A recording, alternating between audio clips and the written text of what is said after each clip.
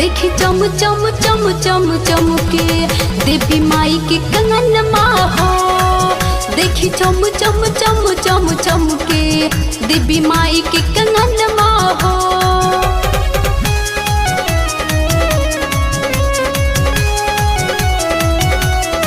Mix by Reshma recording studio Thawe.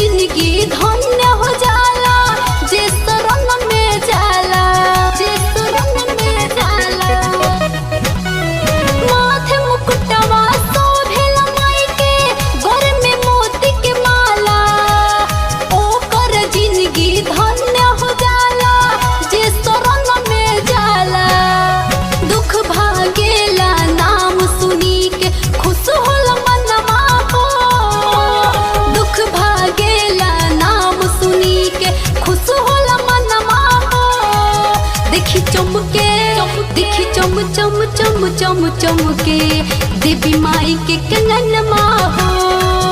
देखी चम चम चम चम चमके देवी माई के कंगनमा हो।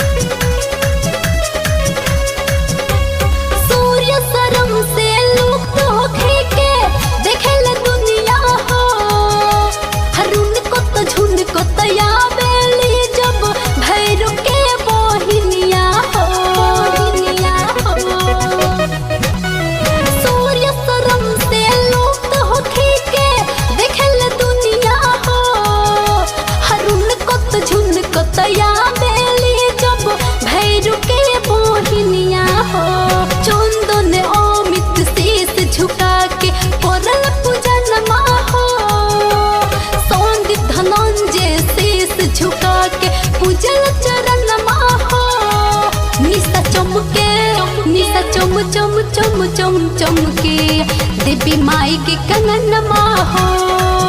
निशा चम चम चम चम चमके